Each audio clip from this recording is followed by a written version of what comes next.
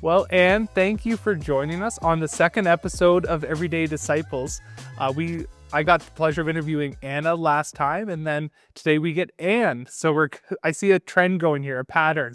But yeah, thank you for joining me. And why don't you just introduce yourself? Yeah, thank you so much for having me. It's such a joy to be able to kind of share a bit about my story. But yeah, I'm originally from just outside of Listowel, just like you, Derek. And I've been married to my husband, Travis, for almost 4 years now, which is crazy. We're high school sweethearts, so that's pretty awesome. And yeah, I really just love being a part of WMB. I serve with youth and I serve in Kidsmen. And yeah, I just graduated school last year for my master's and then just ended up getting a job in January. So I'm now the coordinator of knowledge translation and programs at Parachute Canada.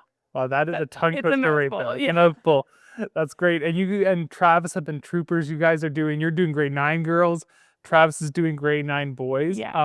Which is an age of transition, I would say, and the many different things that come into that. So you guys have been great leaders for that. And then Kidsmen as well, serving with the littles. And then home groups. It's been great that you guys have been able to get involved in the life of the church. Yeah, that's great. So one question I always ask everyone, and I'll ask pretty much every guest I have on this podcast, is what makes you, Anne, feel fully alive? Yeah, I love that question. And I think my answer to that is backcountry camping. I love just being out in nature and being in God's creation.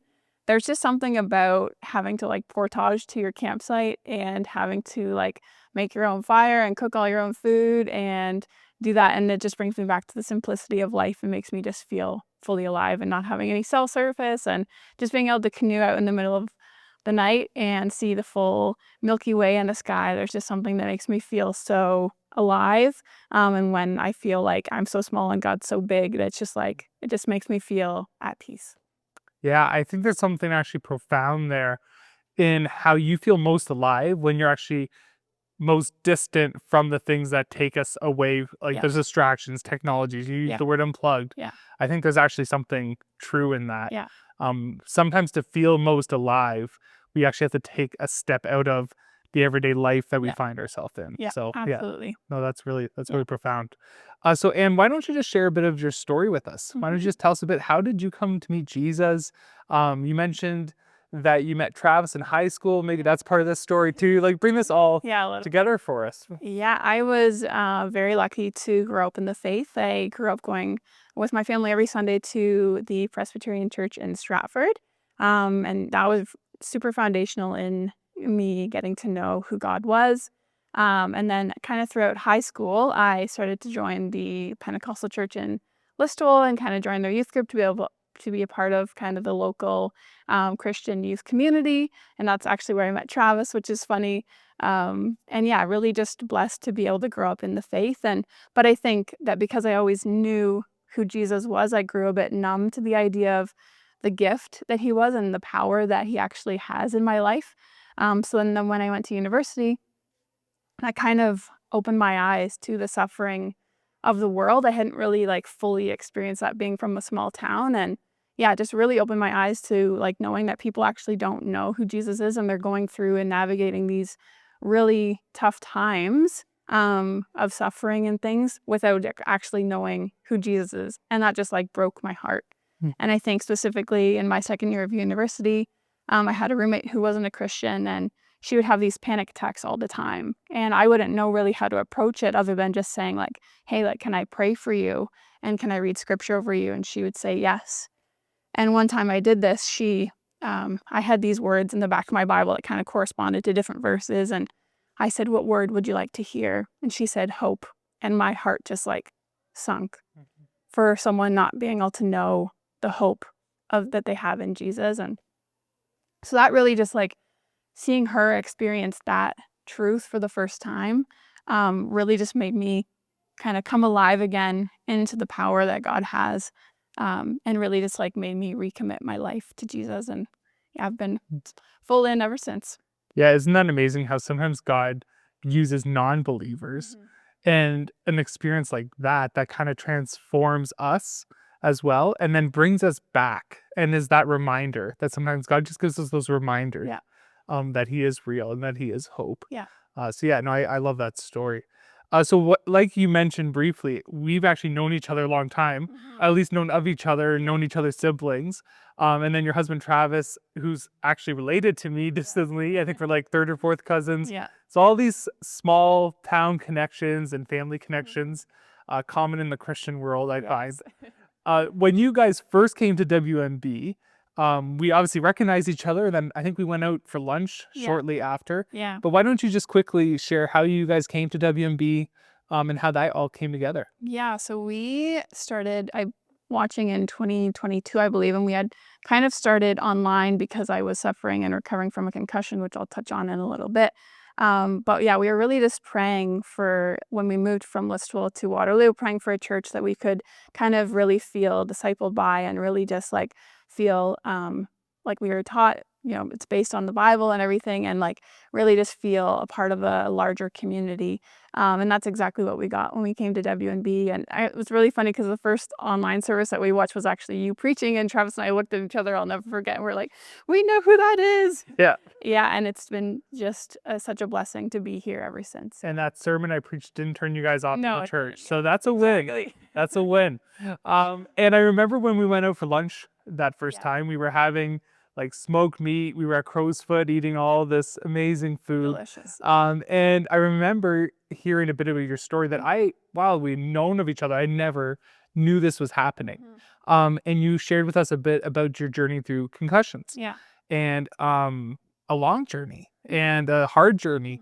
And you just shared with us and opened up about, because it was recent in that time too. Yeah. You were still really living in that. Yeah. So why don't you just share now a bit about that journey and then how God walked with you through that? Yeah, of course. So in 2021, late 2021, I had sustained the concussion from reffing soccer just at my part-time job, and the ball just kind of deflected off of somebody's foot. It was just a very fluke thing, came up, hit me in the head, not even very hard, but just the right way, or I guess the wrong way, and kind of left me in this position of suffering for about 2 years with a concussion. And this hadn't been my first concussion, which I think was a part of the kind of prolonged journey and prolonged recovery, but it really was just this season of really not knowing how to get better. A lot of research was still coming out, so things that I had done back in high school to recover from my concussion were now deemed like ineffective, or like there was better things coming out. And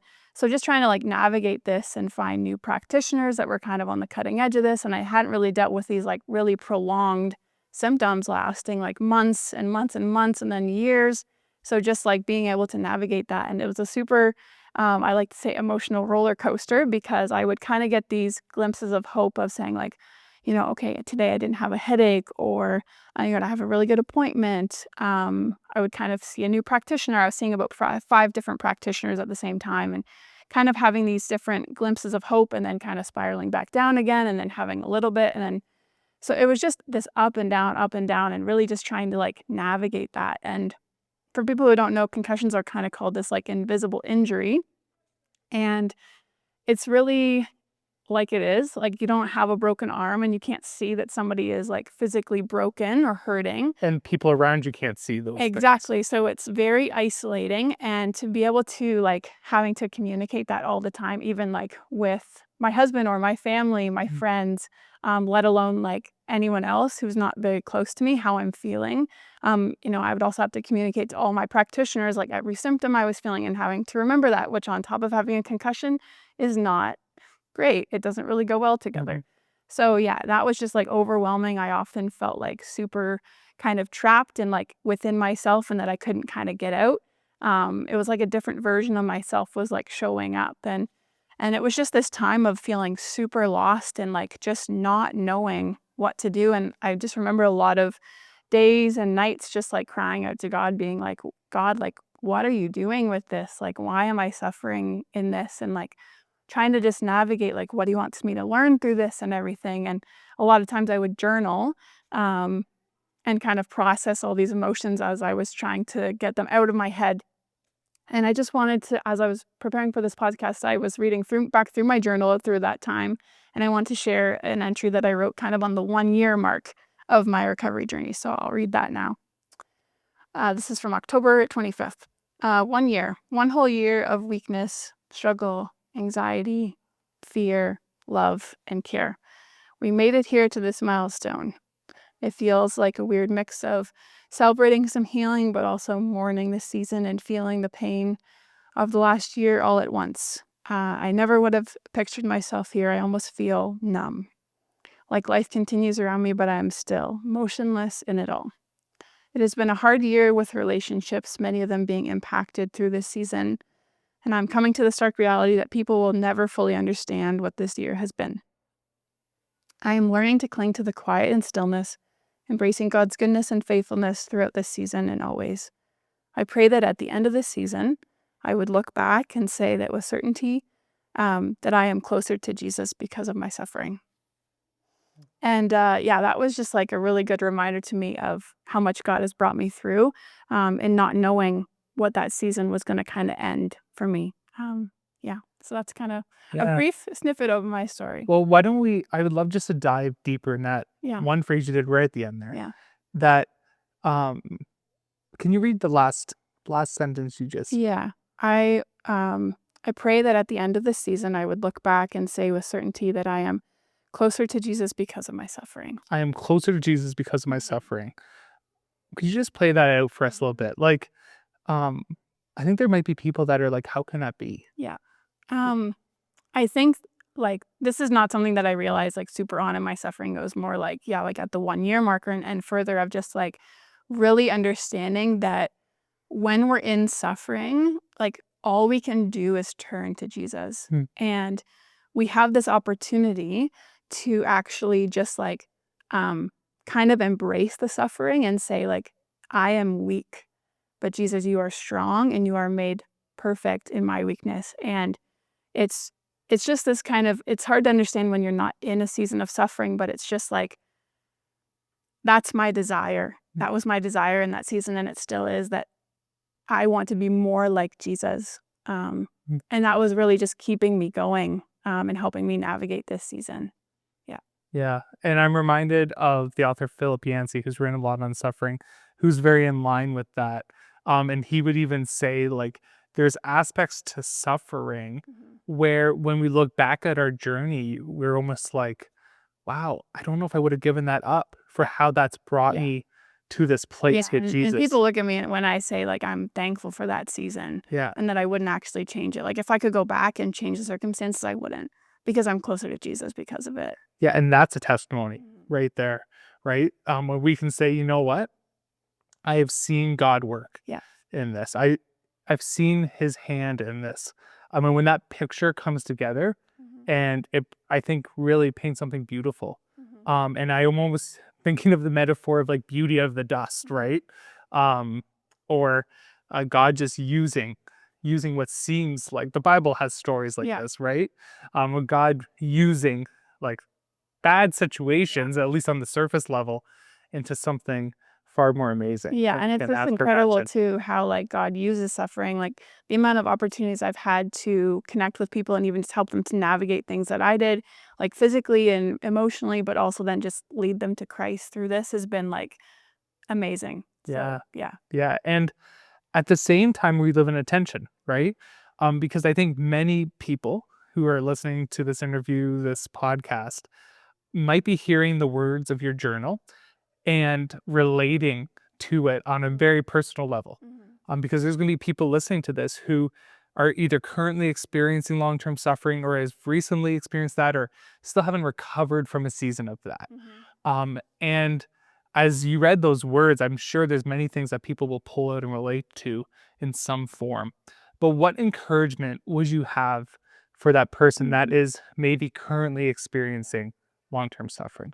Yeah, I think when I was in my suffering, I wanted someone to tell me, like, Jesus knows, like, other people around you cannot comprehend, and we can't expect them to comprehend because we're only human. But Jesus knows. Like, he knows your pain. He knows all your fear. He knows your anxiety.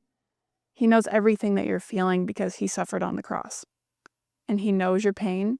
And I think something that I also heard, I also wanted to read from, I can't remember if it was a sermon or a podcast that I was listening to. Again, memory is not my strong suit. Yeah, we'll give you a pass on that one. We'll give you a pass. But I remember someone saying that suffering can either make our hearts bitter and hard towards God and others, or we can see it as an invitation to grow closer to God and allow it to soften our hearts to lead others to Christ. So it's like exactly what I want to encourage people with is that, yes, like it seems suffering is hard, period. Even if it grows you closer to God, it It's does not hard. mean that every day Yeah. is just going to It- feel like joyful in that Yeah, sense. exactly. Yeah. It's very hard. But when we can use it to actually bring glory to God and bring others to Christ, like that makes it worth it. That makes all the pain worth it. Yeah. And that's how I would encourage people is that your suffering is not being wasted. God can use it. Yeah. Yeah. No, I think, wow, there's so much there. So much we could dive into, but yeah, we only have so much time here. And just looking at that season in your life now where God has brought you, obviously God's transformed you in that season and through other seasons in your life too. And as we kind of just come to a close of our conversation, in your current season of life, what are some ways that, what are some things that God's been teaching you, ways he's been showing you in this current season? Yeah, well, it's funny that you asked me to touch kind of on my concussion story and that because I feel like I'm so quick to forget God's faithfulness and all that he's done and provided for me throughout all the different seasons of my life, specifically that one. So again, God's just reminding me that he is in control, he is faithful, and he always will be there and give me exactly what I need, whether I think about it or not. And also God is teaching me a lot about contentment in this season of just kind of being settled and kind of just being happy and content and finding joy in the mundane and really not, trying to wish away a season or kind of move on to the next, but just be present right here, right now, and be intentional with each day. I think that's a message, like we're a very similar age, and I think that's a message that people our age really need to hear. Yeah. Because we live in a generation that really has a lot of people right now on social media, but then more than that love to just put up like, oh, we're traveling here, we're doing this, right? And we almost get an unrealistic picture of what life looks like, right? We're always kind of just like, oh, all these people are doing all these different things and here I am at home. And life's great. Like I love my spouse, I love my job, all of that. Life's great. We're kind of always like, oh, we're almost just like There's yearning for something more, right? Yeah. But throughout world history and throughout today too, it's actually in the ordinary that people are called to live and follow for Jesus, right? Exactly. And some people will have the opportunities to do all these different things, and that's great. That's great, and God can use that. But then throughout the centuries, some of the most profound Christian writers, pastors, authors are people who lived very ordinary lives, including in the Bible too, right? And in the ordinary is when God can meet us, right? Exactly. And sometimes God does extraordinary in the ordinary. Yeah, exactly. For a bit of wordplay there. Yeah. Well, Anne, thank you so much for joining me here for this podcast and this discussion, and for serving at youth, getting involved in the church. I do want to say one thing that I really appreciated about you and Travis was when you guys started coming here, obviously you were watching online because of health reasons and all that. But when you actually start coming here, basically within like as soon as you could, you got involved, right? So I really want to say good on you for that. And I just loved your heart in that you guys are like, we want to serve. We want to get involved in this community. We want to get involved in a small group, do all these things. And I think that's a testimony in itself. So I really appreciate that. But yeah, Anne, thank you so much for joining me for this conversation here today. Thank you so much, Derek. It's been a joy.